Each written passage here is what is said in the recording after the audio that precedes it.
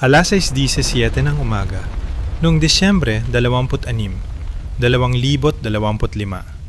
Sa ilalim ng hamog ng Dnipro River, may nagtatagong mandaragit. Isang Ukrainian Barracuda drone ang dahan-dahang pumapasok sa open waters ng Kherson. Ang pakay nito ay isang Russian forward base na puno ng gasolina at pampasabog na nasa layong 22 kilometro. Gayunpaman, ang una nilang problema ay mas malapit kaysa sa inaakala. Sa paglabas nito mula sa mga talahib, nakagawa ang drone ng isang hindi maiiwasang pagkakamali.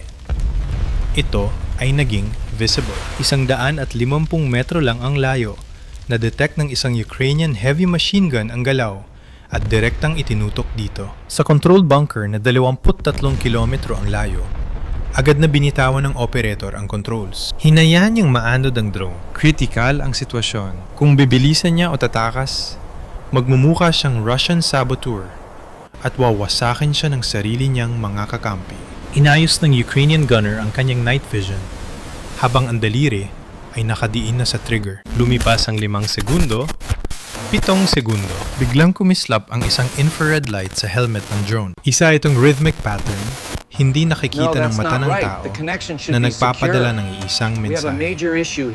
Huwag magpaputok. Nakilala ng sundalo ang code at ibinaba ang armas sa tamang oras. Nakaligtas ang Barracuda sa loob lang ng milliseconds. Ang problema ay nasa sarili nitong disenyo. Masyado itong mababa at stealthy, kaya halos imposibleng makilala ito mula sa banta ng kalaban. Nalagpasan na niya ang frontline, pero ang low profile na nagpapatago sa kanya ay magiging pinakamasamang technical disadvantage. Ngunit ang Barracuda ay hindi lang basta bangka.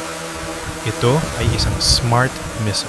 Ang 5.5 meter na hull nito ay gawa sa fiberglass composite. Magaan ito para dumula sa tubig, pero matibay para kayanin ng small arms fire nang hindi nawawasak.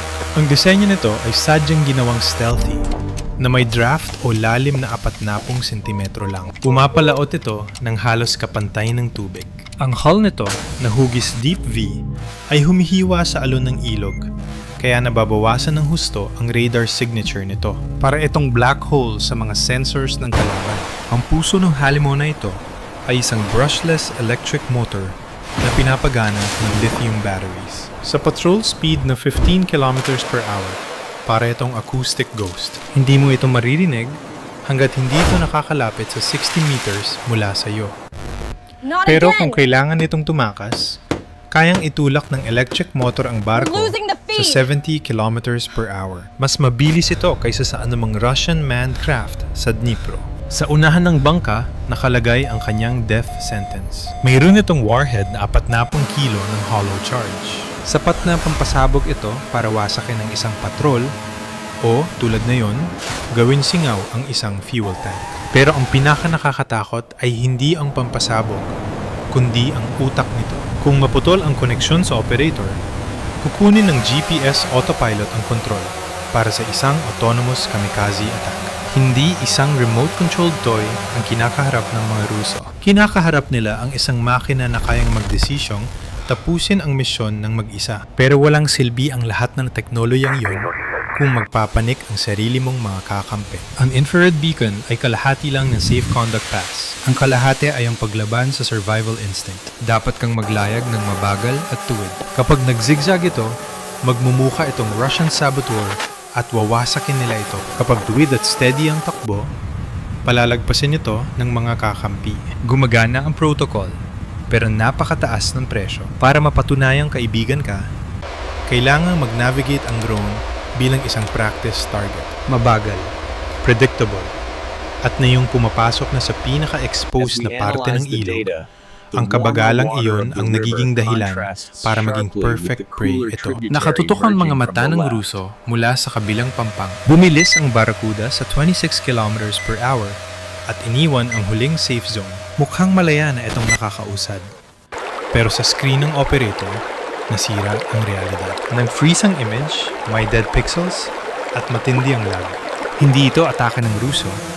Ito ay digital-friendly fire. Binobomba ng Ukraine ang electromagnetic spectrum ng white noise para prituhin ang mga Russian drones. Ang problema, ang physics ay ang pinakademokratikong bagay sa mundo, pantay-pantay ito sa lahat.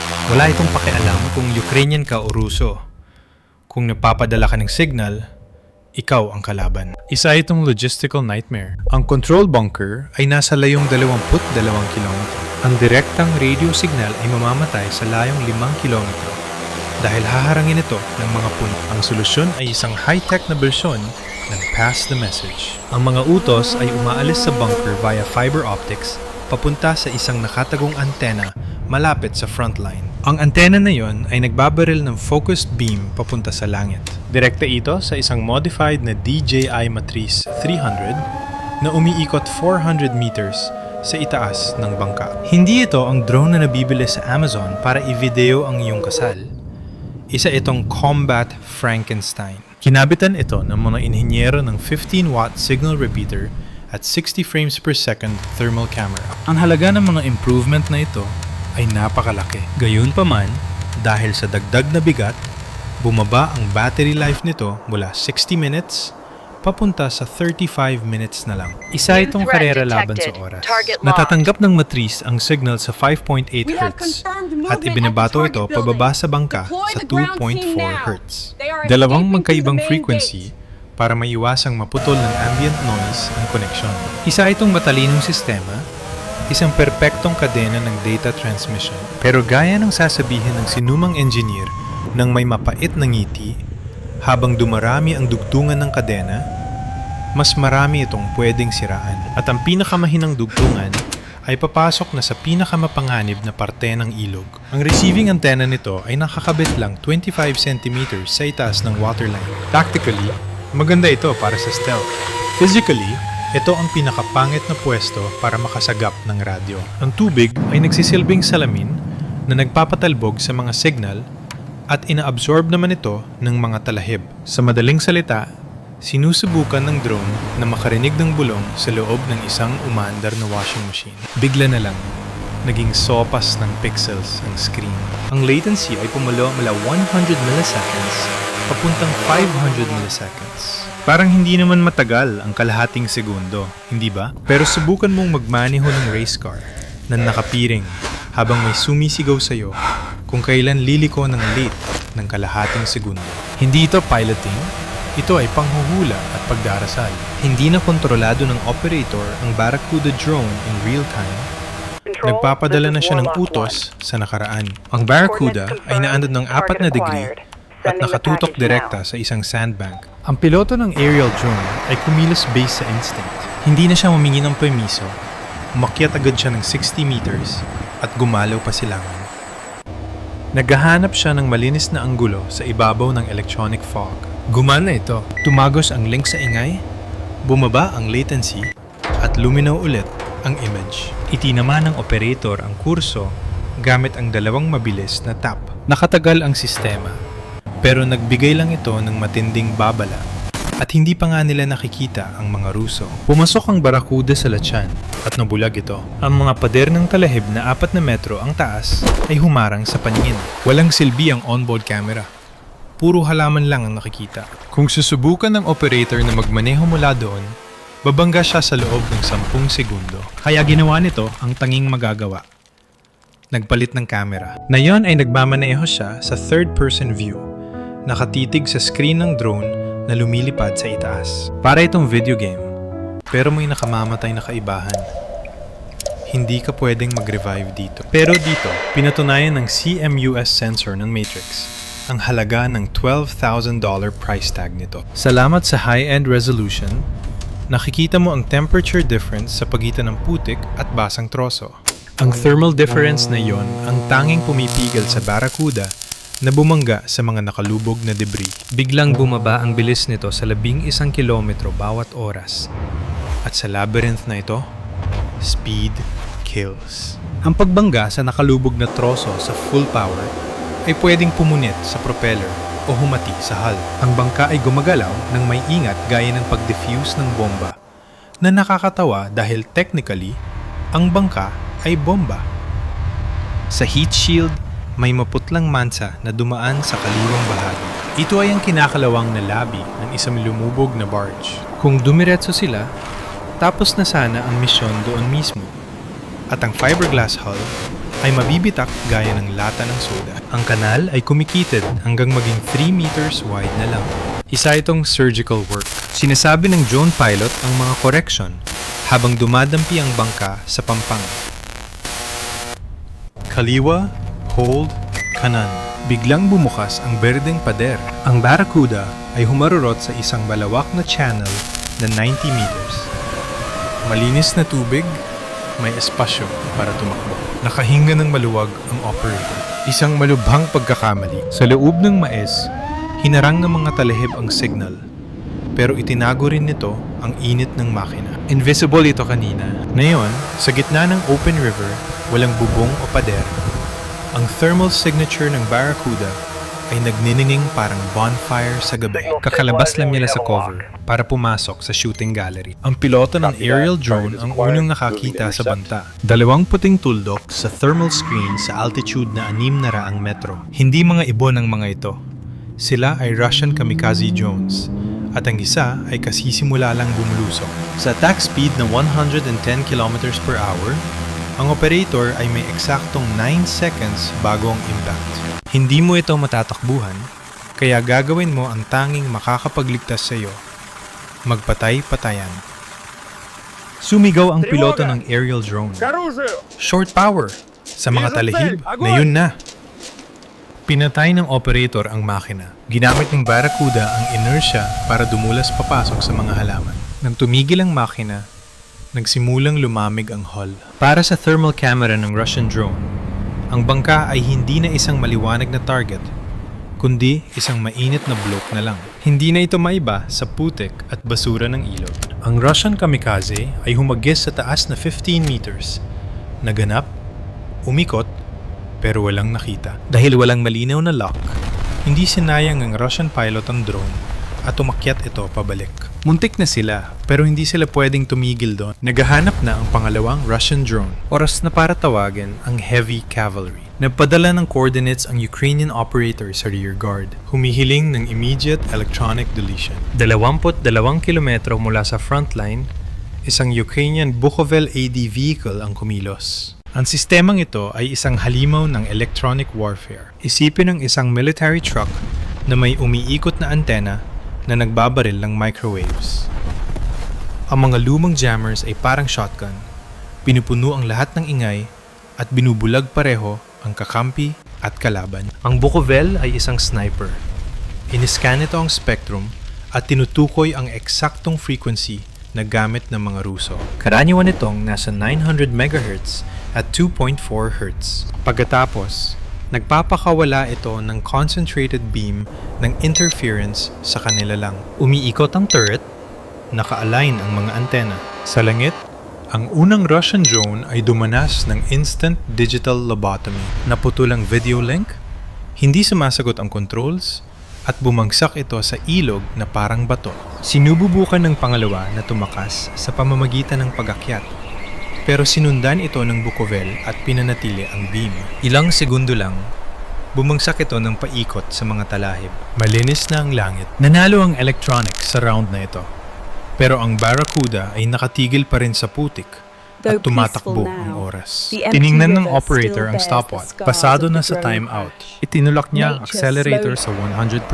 Ang current draw ay pumalu agad sa 120 amps. Umunggol ang brushless motor at ang propeller ay nag-cavitate ng isang saglit bago kumagat sa tubig.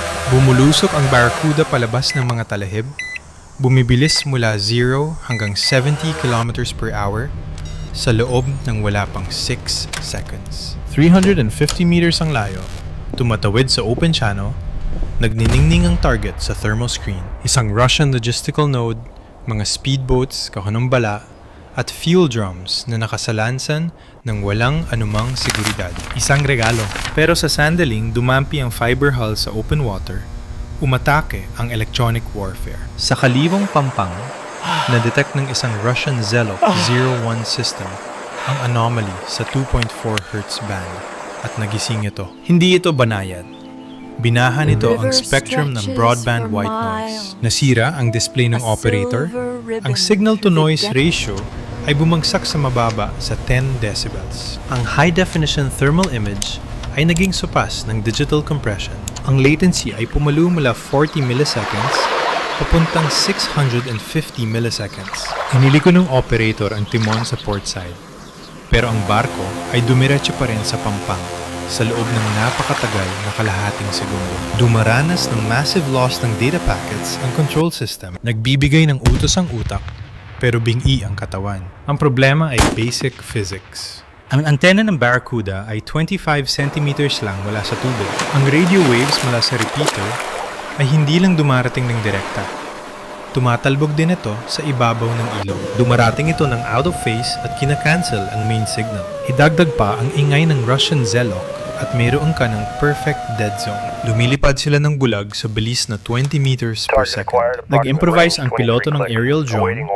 Alam niya ang nangyayari at hindi na humingi ng permiso. Marahasin niyang umakyat mula 300 hanggang 600 meters ang taas at gumalaw ng 150 meters pasilangan. Naghahanap siya ng paraan para makalabas sa main lobe ng Russian jammer at malinis ang interference zone. Kailangan niyang mapanatili ang link sa drone sa ibaba. Sa loob ng 8 seconds, ang Barracuda ay naglayag gamit lang ang coasting at gyroscopes. Nagmamaneho ang operator habang nakatingin sa screen ng aerial drone, ginagabayan ang malabong anino mula sa langit. Bigla na lang, nag-sync ang video feed. Link established. Nahanap ng Matrix ang tamang anggulo. Bumaba ang latency sa 50 milliseconds. Ang control ay surgical na ulit. Itinama ng operator ang kurso gamit ang dalawang matalim na pihit ng timon. Ang target ay 170 meters na lang ang layo. Wala ng stealth, wala ng tricks. Nagiinit na ang makina. Sa pampang, pumasok ang mga sundalong Ruso sa basic cycle ng kanilang Soviet doctrine. Observe, guide, decide, act. Pero huli na ang lahat. Ang average human reaction time sa hindi inaasahang stimulus ay 0.7 seconds. Sa oras na iyon, nilamon na ng Barracuda ang dagdag na 14 meters. Sa oras na maiangat nila ang mga riple, ang drone ay nasa loob na ng minimum safety radius. 90 meters, 30 meters. Ang bow camera ay nasilaw sa kinang ng mga fuel drums. Binitawan ng operator ang controls. Inertia na ang bahala sa iba. Impact. Isinara ang contact fuse ang circuit. Ang 35 kilogram warhead ay hindi conventional explosive. Ito ay isang conformal charge, heat. Nang sumabog, ang inverted copper cone ay nag-collapse at naging jet ng hypersonic plasma. Bumabiyahe ito sa 7,500 meters per second. Ang jet na ito ay hindi lang tumatama sa target, tumatagos ito sa molecular level. Ang unang Russian boat ay naging singaw sa isang igla. Ang plasma jet ay nagpatuloy sa pagbutas sa mga fuel drums sa likuran. Ang air-fuel mixture ay nag-ignite na lumika ng secondary thermobaric explosion. Isang 30-meter column ng apoy ang tumaas sa langit. Ang overpressure wave ay humagupit sa pantalan, dumurog sa mga wooden shelters at nagpasabog sa mga kahon ng bala dahil sa sympathy detonation. Ang Matrix na nasa 600 meters ang taas ay marahas na nayanig ng paakyat na shockwave. Na-record ng camera nito ang lahat. Ang nagastos ng Russia na milyon-milyong rubles at buwan ng logistics para itayo ay binura sa mapa ng isang plastic helmet, lithium batteries at commercial radio chip. Tapos na ang panahon ng mga battleship. Welcome sa era ng drones. Change and out.